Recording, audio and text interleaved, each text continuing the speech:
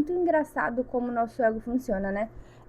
Principalmente se você é artista, escritor ou enfim. Eu acho muito louco como às vezes chega algum pensamento pra mim e assim, na minha cabeça fica, ai, essa é a melhor ideia, essa é a melhor ideia que existe no mundo e ninguém nunca vai fazer nada que nem eu.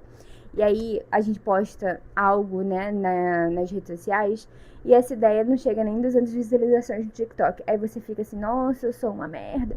E é muito louco isso, né? Porque diferenciar a ideia, o valor da ideia do meu valor como pessoa é muito difícil. Gente, vamos começar então com a revisão de Descendente do Sol, o meu livro. Eu lancei ele no começo do ano e eu tive algumas leituras, algumas boas leituras, inclusive. Eu pensei que só pessoas mais próximas a mim leriam, porque eu queria entender o que a galera estava achando do livro, antes de mandar para uma leitura crítica. Para eu entender que as pessoas gostam, qual é a essência que as pessoas não queriam perder dentro da história e o que eu ia mudar a partir disso, a partir da leitura crítica, no caso. Então cá estamos nós, porque é muito engraçado como o nosso ego funciona, né? Principalmente se você é artista, escritor ou enfim. Eu acho muito louco como às vezes chega algum pensamento pra mim e assim, na minha cabeça fica, ai, essa é a melhor ideia, essa é a melhor ideia que existe no mundo e ninguém nunca vai fazer nada que nem eu. E aí a gente posta algo, né, nas redes sociais e essa ideia não chega nem 200 visualizações no TikTok. Aí você fica assim, nossa, eu sou uma merda. E é muito louco isso, né, porque diferenciar a ideia, o valor da ideia do meu valor como pessoa é muito difícil. E principalmente quando você coloca tudo de quem você é dentro da sua arte, o que geralmente a maioria dos artistas fazem, né? Então, diferenciar o meu valor, o valor de como a minha arte é percebida e o valor de como minha arte é percebida, se ela não é tão entregue assim nas redes sociais, pro meu valor como pessoa, eu, Beca, sou uma pessoa ruim porque o algoritmo acabou não entregando o meu vídeo como uma ideia muito legal para pessoas diferentes e não viralizou? Será que eu sou uma pessoa horrível por causa disso? Eu acho que não. Mas, contudo, por entretanto, essa nossa ideia, né, de que o nosso valor está agregado, né, quem nós somos está agregado ao nosso valor, na realidade, é muito louco. E para artistas é muito difícil a gente diferenciar o valor da nossa arte do nosso valor, porque tem muito dentro de quem a gente é na nossa arte. Então, quando alguém rejeita a nossa arte, uma parte nossa ali, né, a gente pode falar que é nosso pequeno eu, se sente rejeitado também, né? E aí, traumas de infância, rejeição na infância, tudo que batem aí, né? Porque pra ser artista, o mínimo que você tem que ter uns 2, 3 traumas. Então, assim, eu quero começar com o capítulo 1. Nossa, o capítulo 1. O comentário que a Thaísa, a minha revisora crítica maravilhosa, deixou no capítulo 1, ele é quase um capítulo inteiro em si, né? E aí, o capítulo 1, ela falou que apesar de ter uma ideia bem interessante ali, os beats dentro da história não estão levando de um lugar para o outro, ou seja, ela disse que a sensação que ela tem no capítulo 1 é que parece que são cenas separadas e não um avanço de uma cena para outra. E isso é algo muito sutil, que eu amei que ela percebeu, mas é algo que é muito complexo da gente arrumar sem necessariamente perder a essência daquilo que a gente queria passar. Então pode parecer uma coisa boba, do tipo, ai, mudar uma vírgula, mas não, a revisão crítica, a revisão crítica da Thaís está sendo maravilhosa. E a revisão crítica no geral mostra pra gente pontos dentro da nossa arte que às vezes a gente nunca vê ali que não tá muito bom. Então, assim, bora lá. Ela falou mais ou menos assim, né? O capítulo 1 claramente tem movimentação se compararmos o valor de abertura e o valor do final, né? O que acontece no começo e no final teve ali uma transição. No entanto, ao decorrer dos beats, não existe uma causa e um efeito claro.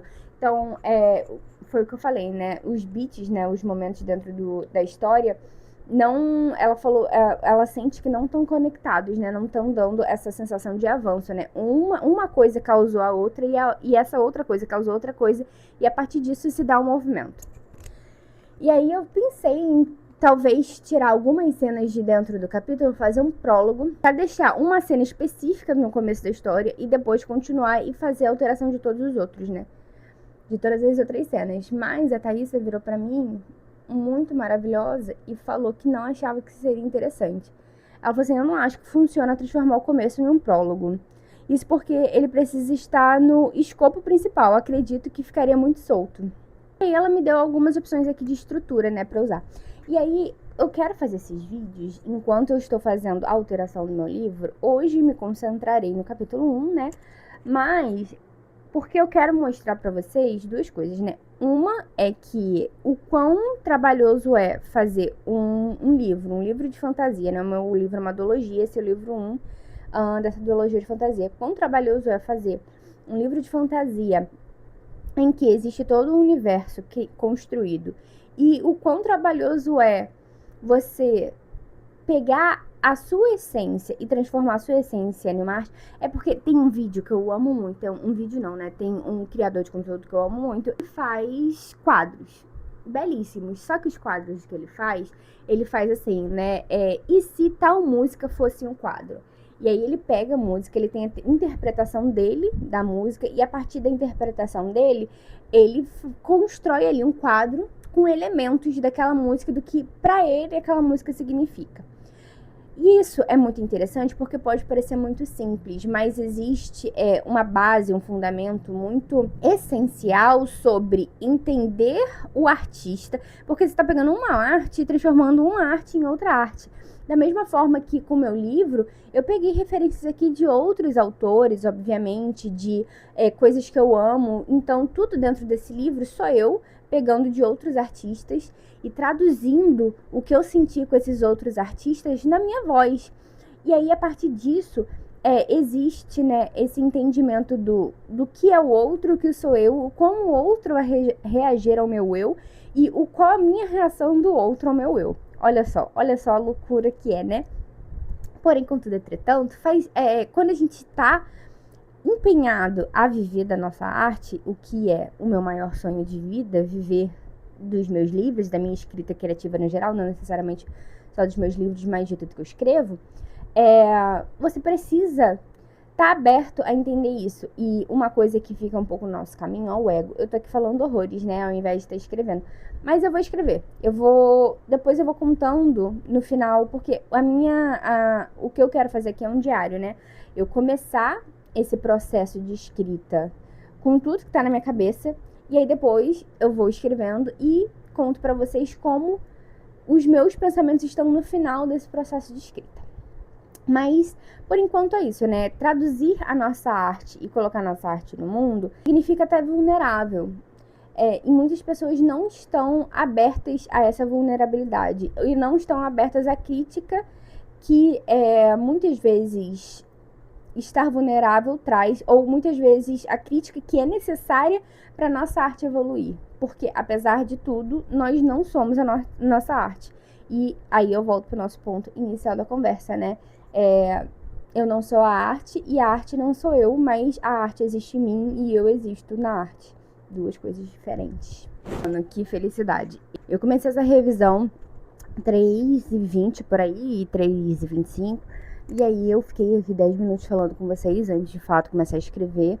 Na realidade, começar a revisar é diferente de escrever, né? E aí, são 4h30 agora. Então, eu fiquei um pouquinho menos aí de 1 hora fazendo essa revisão. Alguns pontos muito interessantes. Um deles é que eu não escrevi muito, mas, enfim, eu consegui entender uma forma a qual eu poderia reestruturar meu capítulo sem tirar as coisas que eu queria tirar dele. Sem tirar as coisas que eu não queria tirar dele, porque eu não queria tirar algumas cenas que são muito importantes pra mim, mas essas cenas realmente elas estavam meio que sem conexão uma com a outra. E aí, pra isso, eu reestruturei, coloquei uma cena que eu gostava muito. Ao invés de começo, eu coloquei ela do meio pro final do capítulo.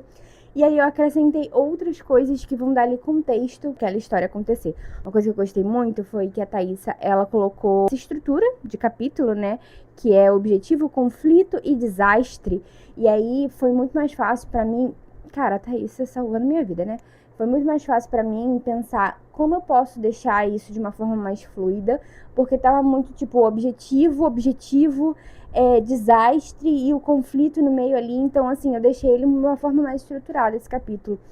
E uma coisa que eu queria falar é que muitas vezes a gente escreve ou a gente começa algum projeto muito empolgado.